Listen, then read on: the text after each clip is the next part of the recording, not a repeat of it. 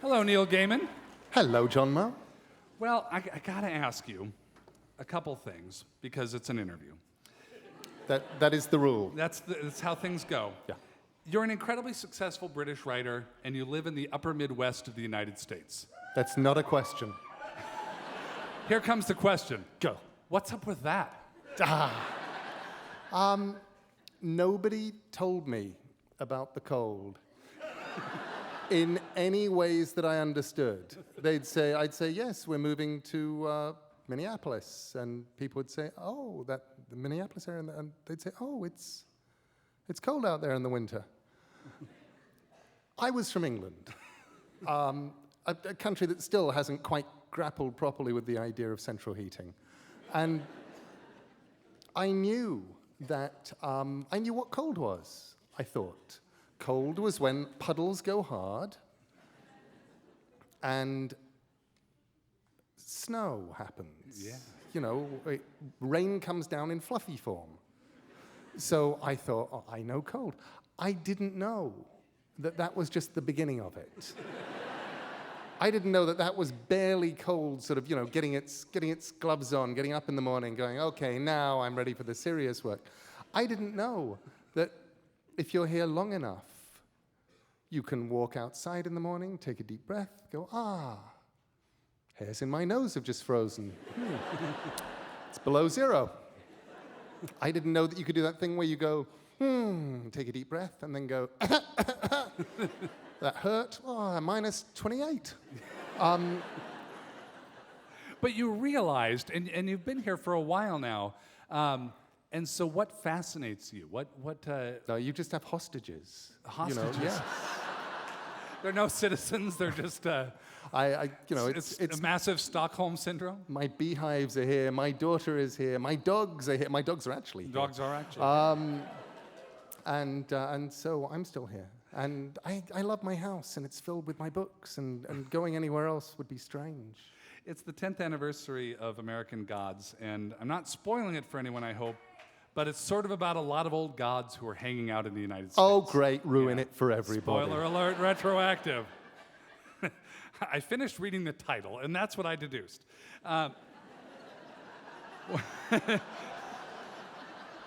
Why? What compelled you to write a book about fading gods in America? I think what actually compelled me to write a book about fading gods in America wasn't so much the desire to write about fading gods in America, but the desire to write about the immigrant experience.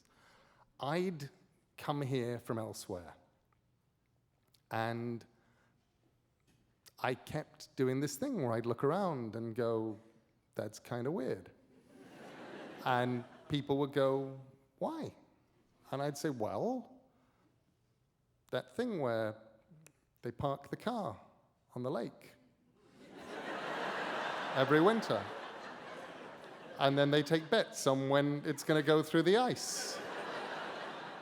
Isn't that weird? And people would go, nope, we always do it that way here. And so slowly, I had this sort of weird morass of weird in the back of my head. And I wanted to talk about that. And I wanted to talk about what it was like to come from elsewhere into America. And I wanted to talk about culture, the way that people bring their culture and how much of their culture they keep and how much they leave behind. And the gods seemed like a wonderful way into that. They seemed like a representation of everything you brought with you from the old country and then abandoned. Well, and some of them have been there long enough to develop an American dialect and different levels of. Well, the idea is that all of the American gods in American Gods are American versions. Yeah. They're transplants. They're as if people have brought their gods with them from abroad, and they planted them, but they didn't really feed them very well. So they're pumping gas, and they're hooking, and they're working as grifters, and they're working as, small-town undertakers. Yeah. Well, I can't help notice that in a lot of your work, there is an outsider from another world who crosses over. There's the Sandman, there's Bod and Silas, both in the Graveyard Book. There's Coraline and her fake parents. Why does that come up so much? Because I have a very, very limited imagination. That's what everybody says about you. That's true. You know, you got one little theme, you just work it to death. It's your version of John Irving and Wrestlers. And that would have been better if they were gods. But why are there the two worlds? Is it? I mean, I love books. I love stories that take people places, and I love stories that take people to places they think they know, and have them see it with new eyes. One of the most fun things about writing Coraline, for me, was just taking the idea of it's the kind of thing that you think about when you're at school, or possibly not you, but me. And all of them. And them. especially them. Yeah, but not them. That's a joke that really won't work on the radio, isn't it? No. It's dead. I'm sorry, radio people. Oh, believe me, we have editors. So, with Caroline, I used to sit during boring lessons at school, particularly geography for some reason. And I would sit there during geography lessons and I'd think, what would happen if I go home today after school and my parents have moved and they forgot to tell me? And then I'd think, what would happen if my parents had moved and forgot to tell me and I go home, but another family has moved in and they look just like my parents? How will I know? And it worried me. There were things that as a small boy, I would worry about, and that was quite genuinely one of them. You'd worry about things like bizarre things. Yeah. So that was and that I think grew into the idea of Caroline. My favorite weird thing to worry about, though, was Daleks. Oh, when I was a kid. You hit that nerd fastball right over the plate. No, but I used to worry about Daleks, because first of all, when you're a kid in England, you watch Doctor Who from the age of 3 from behind the sofa. And which is obviously because they can see out of the television screen. And if they see you on the sofa, they could get you. But if you're watching from behind, they're just going to be fooled by the empty sofa. They're very powerful, but they cannot scale a sofa. Absolutely not.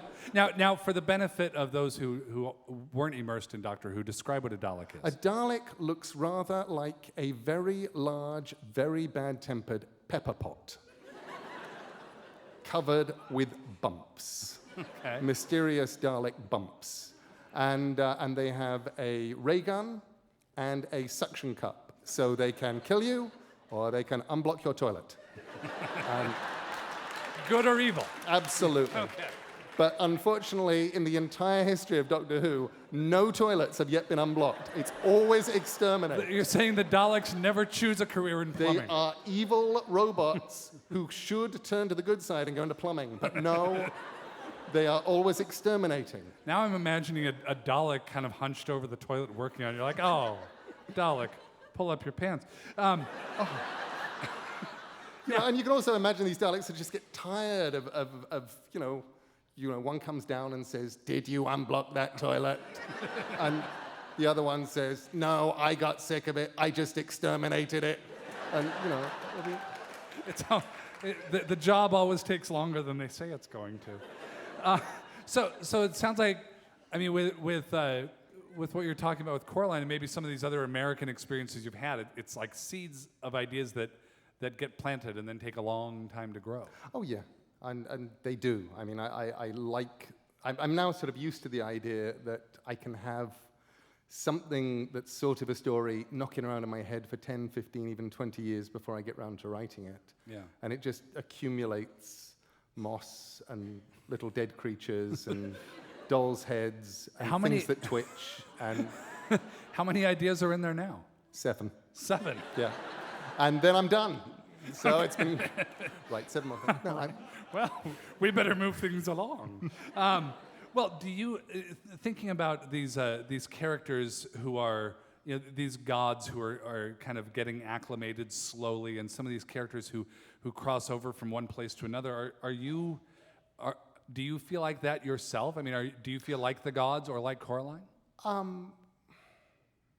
I definitely felt like Caroline when I was writing her, but the truth is, if you're a writer, it's incredibly simplistic and incredibly easy to say, you are your characters, or you are this character. And you're the Sandman, you're Bod, go. Exactly. Which of your characters do you identify with the most? And then the truth is, you identify with all of them while you're writing them, because if they're going to work, and if they're going to feel real, and if there's going to be something true, it's because you've found that little bit of your soul that is that person, and you've imbued it with life, and you care.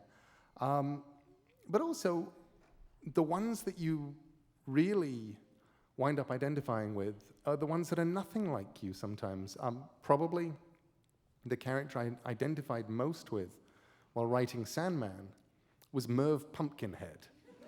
And Merv is a janitor, and he doesn't get to talk very much. Mostly he's wandering around in the background, smoking a very large cigar, and the smoke would always drift out of his eye holes because he doesn't actually have lungs. He's just a pumpkin head on a stick, normally holding a broom.